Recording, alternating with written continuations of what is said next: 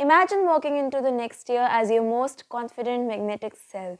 What if I told you that it is possible with just a few strategic changes if you made them in your everyday routine? In any case, let's just start this topic of how you can rebrand yourself, how you can become your most confident version as you step into the next year. So, the first point in rebranding is always to think about who do you want to be. You must know exactly what you want in your life. It means that you must have clarity in whatever you want. So that simply involves you asking yourself what kind of clothes do you want to wear, what kind of foods do you want to eat, what kind of person do you want to be, what is the personality traits that you want to have in yourself. So once you have all of these things put down, once you have all of these things condensed down into something that you actually want, then you just have to ask yourself, how can I become this particular person that I want to be? As long as you have the clarity of vision, you will be able to become the kind of person you want to be. You will be whoever you want to be as long as you're clear on it. Now, I've talked about this topic in another video as well in detail. So if you want to check out that video, I'll put that up here.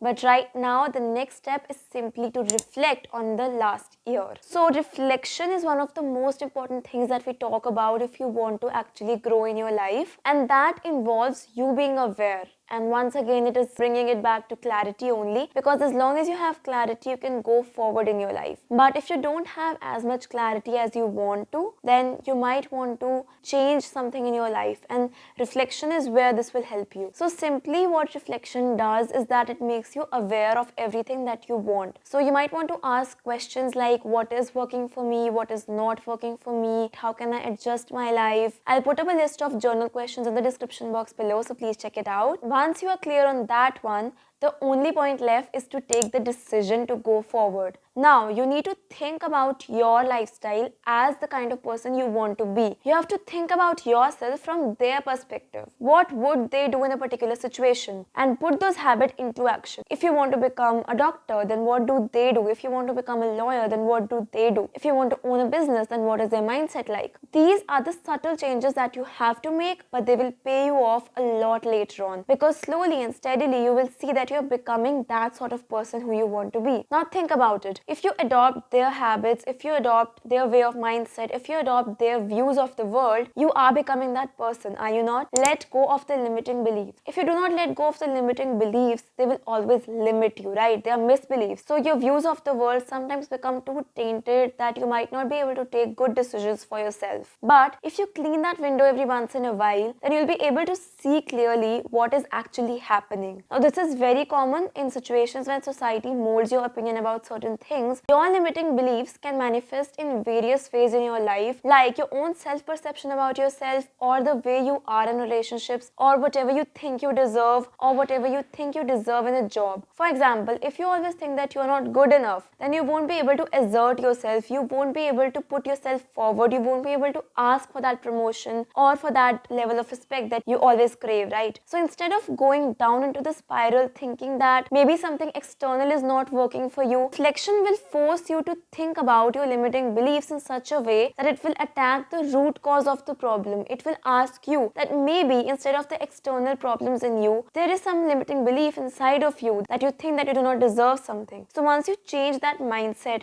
you start putting yourself forward more, you start asserting yourself more, you start speaking your own truth more. So if you have limiting beliefs such as you're not good enough, you do not deserve respect, etc., etc., it's time that you leave them behind in this year, and moving forward into the next year, you change your perspective, you change your mindset and move as a new you. Move as a person not having those limiting beliefs. So the important point is to attack the root cause instead of just working on the external problems. So these limiting beliefs often come as a particular pattern in your life. If you see some particular recurring patterns in your life, you might want to reflect on what is not working for you, and journaling and shadow work is the best way to do this. And now we're going to talk about how you're going to declutter your life. It is very important that once you clean the window of your life, you must also clean your external windows. So declutter everything that you do not need. Just ask yourself, what have I not worn, what have I not used in the last year, and then donate everything that is that to someone who actually needs it. Maybe there is someone who actually needs it more than you, right? Now once you have clarity into who you actually want to be, set proper goals for it. What I often do is that I divide my year into quarters, and into each quarter I decide a particular thing that I want to do. I've also started making bucket lists from this year, and I usually share them on my newsletter, so you can go check them out as well. Right now, what you should do is to divide your entire year in like 4 quarters, and in each of those 3 months, you should put into place the habits that you think will bring you closer to your goal. So that just allows you to have a very time-bound goal as well, which is in tune with the SMART framework, that is specific, measurable, attainable, realistic, and time-bound. So your goals should follow the SMART framework, and as long as they do that, you see you'll be able to put good goals into place and you'll be able to achieve those goals as well. And honestly speaking, 3 months is a pretty good deadline, right? It's pretty good to time bound your goals into those 3 months, because that will allow you to divide your goals and see about your goals realistically as well, and measure your progress towards them as well. So if something is not working for you in the first 3 months,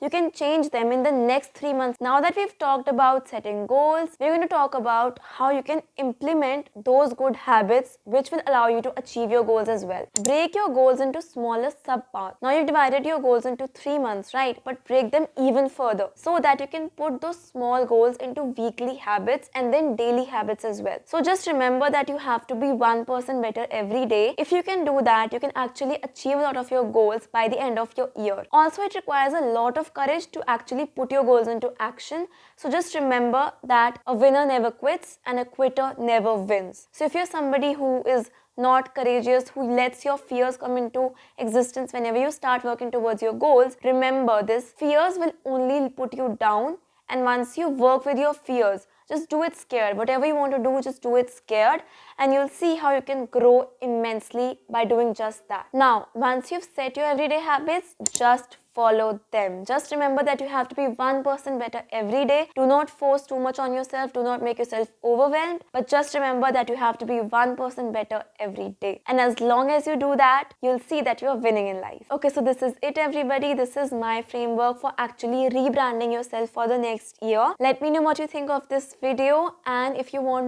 more parts coming forward with how you can glow up in the next year, please let me know that as well. Thank you so much for watching. Bye-bye.